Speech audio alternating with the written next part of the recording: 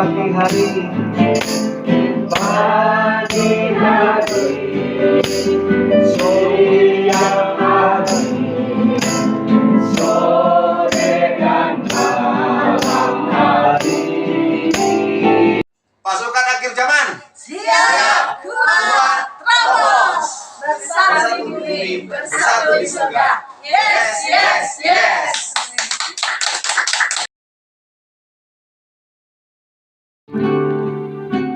Kau harta terindah, kau harta termulia, kau selalu ku andalkan di setiap saat, di segenap hidupku, tak pernah ku lepaskan, tak pernah ku lepaskan kasih sayangmu Tuhan, kasih sayangmu Tuhan, yang selalu menjagaku, yang selalu menjagaku di setiap saat sepanjang hidupku. Katakan kau yang terindah, kau yang terindah, kau yang termulia, tiada yang lain selain kau Yesus. Kau yang terindah, kau yang termulia, Yesus segalanya di dalam hidupku. Ya itu lagu. Saya kan bukan nggak tahu kan balap. Jadi pada saya naik motor, kau harta yang terindah, ini pencarian seorang akan Tuhan gitu. Saya cari Tuhan gimana? Oh, muncul emang kau tuh harga yang terindah, kau harta yang termulia. Ya, pada kesempatan kali ini saya mau menceritakan kebaikan Tuhan dalam kehidupan saya, di mana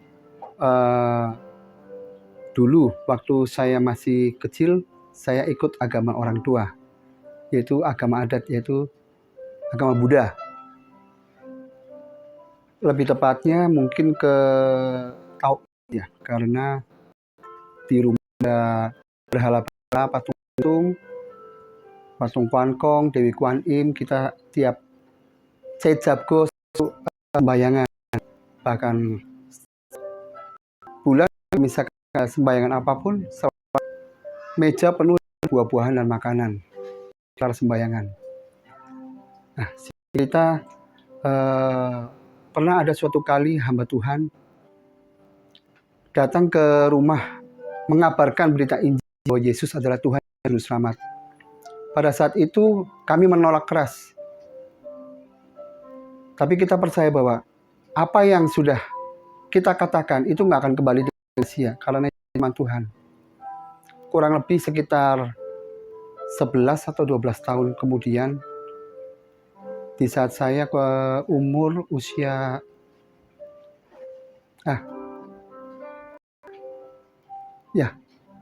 sebelumnya saya pernah juga mengalami kecelakaan, tetapi waktu itu saya menganggap kayak sesuatu kayak deja vu gitu ya. Jadi 3 bulan sebelumnya, kalau setiap kali hari Jumat ada ekskul berenang ke Purwodadi di Tegal dulu, itu setiap kali lewat daerah situ, aku melihat di sebelah kanan saya itu kayak ada orang letak putih motor hancur. Dan saya lihat muka saya, dan saya tanya ke teman-teman, lihat nggak tuh? Mereka nggak lihat. Setiap kali lewat tiap hari Jumat sebelum ekskul renang, selalu aku dilihatin itu. Dan setelah 3 bulan kemudian, nah terjadilah di situ saya kecelakaan. Saya dari dan berkat doa dari para suster-suster hingga sampai semua suster mungkin dari situ memang mungkin udah Tuhan mulai bekerja untuk memanggil saya. Nah, nggak berhenti di situ karena dulu wajahnya dikatakan lumayan ganteng. Setelah kecelakaan hancur semua, jadi saya minder, jujur minder. Akhirnya saya berteman dengan ya yang namanya okulisme supaya persiapan diri, supaya hebat itu ke sini ke sana. Jadi saya pernah di Kupang, di Kelenteng, saya juga puasa di Kendi dan tapi itu saya rasa sia-sia. Karena apa? Ada damai sejahtera. Saya cuma ngomong, aku pengennya yang damai sejahtera nggak seperti ini. Karena kalau bergaul dengan seorang, kayaknya orang mandang aja kita udah negatif. Dan ngomong apapun rasanya pengen hajar gitu. Nah, singkat cerita setelah papa saya meninggal, di situ saya udah mulai masuk dalam lingkaran setan lebih dalam. Selain mabukan, main cewek, juga pakai narkoba, juga mulai mau jual narkoba. Namun mungkin Tuhan baik, karena baru sesaat di TO ditangkap. Mungkin teman-teman yang ada di Tegal juga dengar-dengar juga. Ya, di situ ada belasan intel, termasuk kasetnya turun. Saya di situ digeledah, dan saya tahu memang itu keluar dari dompet salah satu intel itu, dan saya digiring karena saya tahu saya ada SP, udah jadi SP polisi. Saya ketangkap, singkat cerita pas lagi mau tes urin,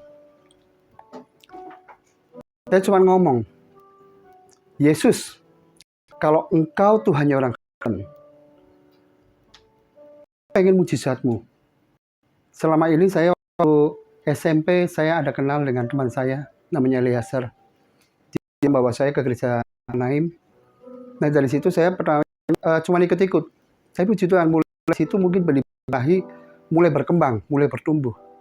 Dan waktu itu saya mengadakan tantangan kepada Yesus, katanya Tuhan orang Kristen bikin mujizat. Saya waktu itu ngomong, Yesus, kalau engkau Tuhan yang Kristen, saat ini aku mau tes urin. Kalau tes urin hasilnya positif, daripada saya masuk penjara, harga diriku lebih tinggi daripada nyawaku, mendingan aku mati. Karena waktu pas belajar ilmu-ilmu itu, saya merasa bahwa saya ini Lucifer. Saya ini hebat, mau apa aja bisa. Jalan berapa kilo hanya 2-3 menit juga bisa. Hanya dengan jalan kaki. Jadi saya merasa bahwa saya hebat. Nah, cerita pada tes pack pertama, kedua, ketiga, puji nama Tuhan, hasilnya negatif. Cuma saat itu aku ngomong, Tuhan, kalau hasilnya negatif, sisa hidupku aku mau menjadi manusia. Saya pengen menceritakan bahwa engkau baik, bahwa engkau Allah yang sanggup menyelamatkan. Nah, singkat cerita pertolongan Tuhan cepat. Waktu itu ada hamba Tuhan datang ke rumah beliau dari Tangerang ke Semarang, sebelum pulang ke Tangerang lagi, mampir ke Tegal, dan saya akhirnya dibawa masuk SOM. Beliau yang sampai saat ini saya kontak, beliau adalah Bapak rohani saya, Bapak Pendeta Obaja Kristian.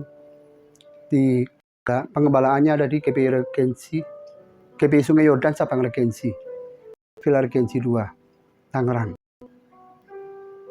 Jujur, selama di SOM pertama kali, untuk meninggalkan tubuh lama memang berat. Apalagi di situ hanya ada doa, pujian, belajar, puasa. Di situ dikumpul dengan anak-anak pemulihan lainnya, ada orang Ambon, orang Timur. Setiap hari berantem, ada yang bodyguard, top one segala macam, tiap hari berantem. Cuma dari situlah kita building karakter sedikit demi sedikit. Kita harus tekan karena saya mau bertobat. Jadi saya harus pegang janji saya. Singkat cerita, setelah selesai pengajaran di SOM itu, saya melayani. Dan puji nama Tuhan, penyertaan Tuhan, mujizat Tuhan menyertai saya.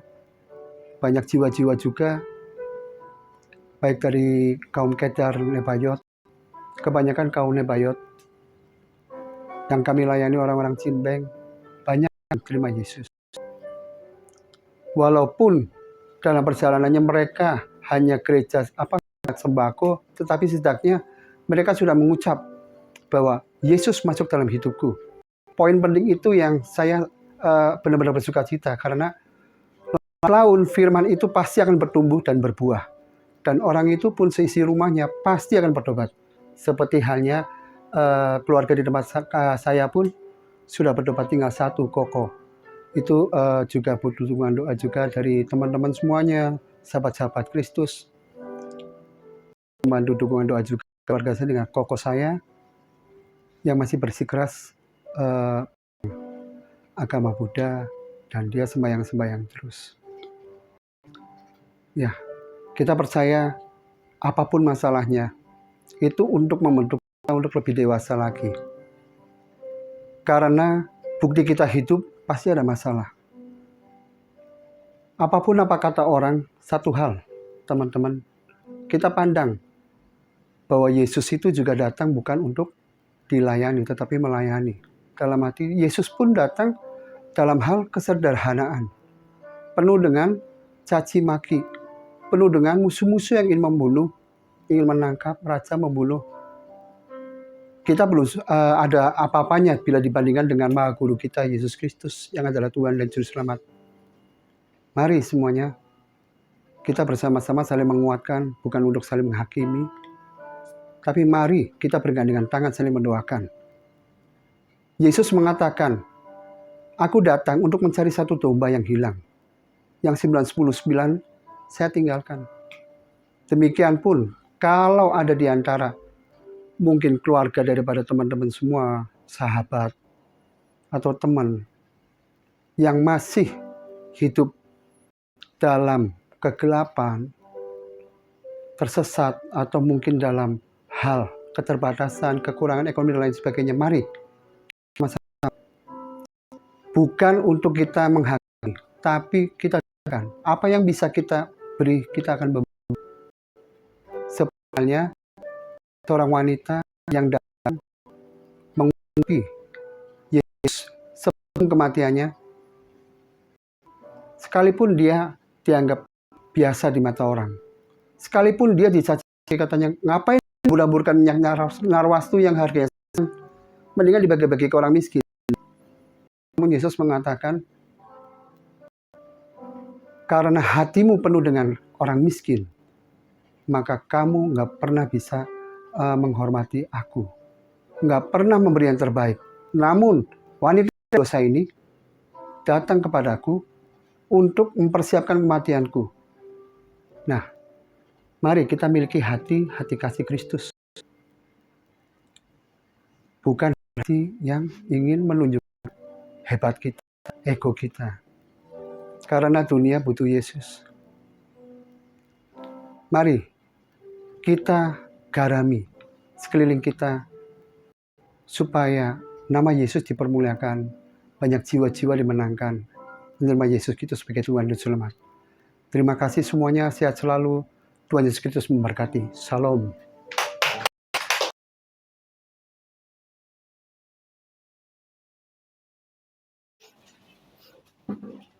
Shalom semua. Saya mau berbagi kesaksian yang dalam beberapa minggu yang lalu saya alamin. Itu tepatnya tanggal 1 Februari. Di situ waktu saya mau bangun tidur sekitar jam 6, tiba-tiba di kepala saya, di benak saya itu ada tulisan Yohanes 8 ayat 2, itu besar sekali gitu. Nah, setelah saya bangun tidur, saya langsung buka Alkitab, cuman di situ agak sedikit deg-degan gitu ya.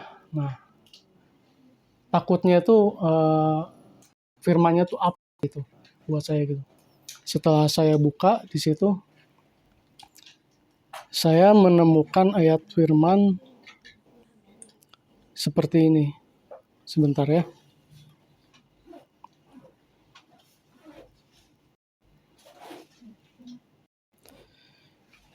8 ayat 2. Pagi-pagi benar, ia berada lagi di bait Allah dan seluruh rakyat datang kepadanya. Ia duduk dan mengajar mereka. Ini berbicara tentang Yesus. Nah, Yesus di sini dikatakan pagi-pagi benar, ia berada lagi di bait Allah. Nah, di situ saya sebenarnya setelah baca firman ini, saya menemukan jawaban mungkin gitu ya, kayaknya Tuhan tuh mau saya tuh saat teduh di situ. Saya berdoa.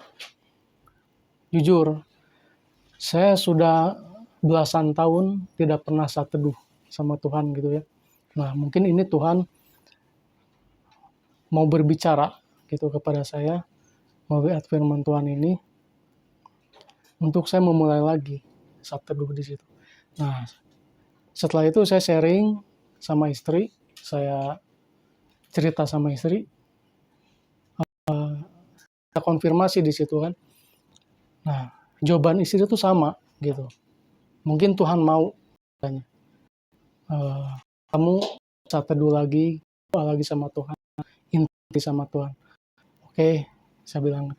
Nah, setelah malam saya cerita sama teman saya minta konfirmasi lagi dari teman saya. Ternyata jawaban dari teman saya tuh sama juga di situ. Nah, setelah itu, oke, saya pikir ini Tuhan mau saya nih seperti ini gitu.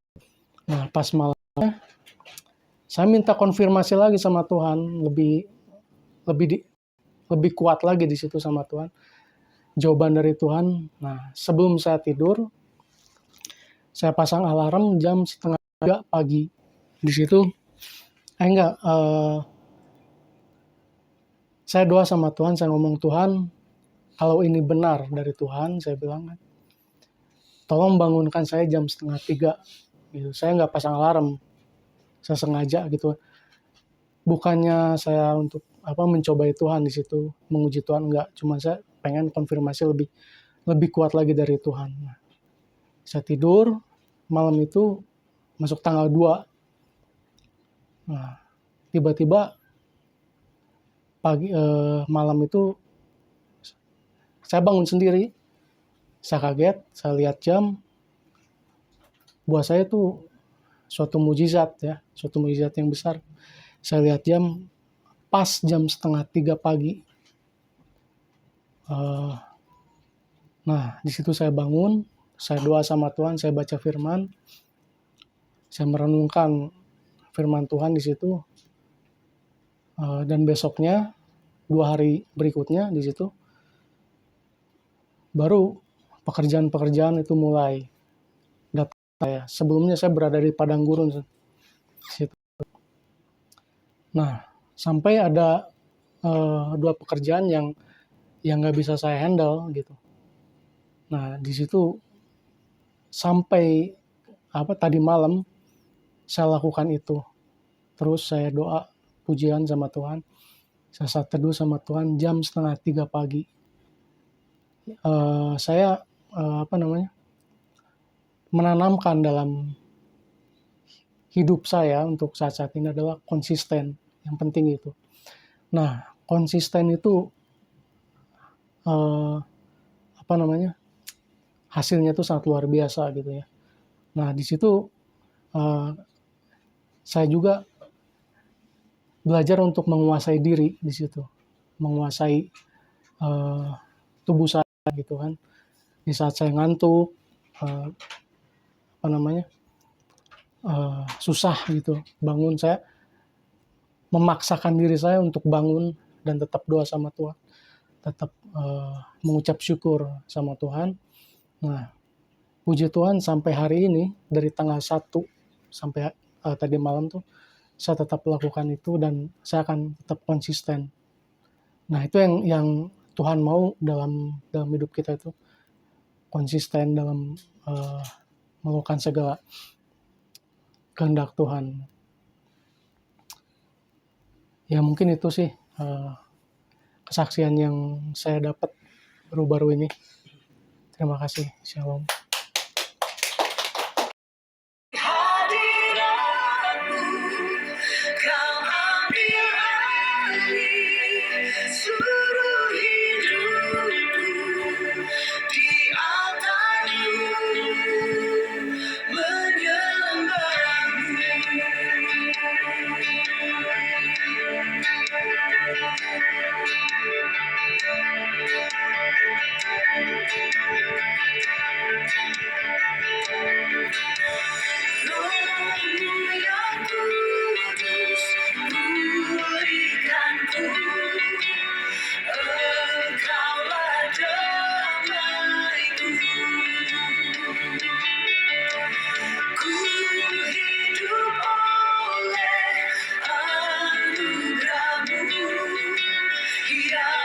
jiwa getar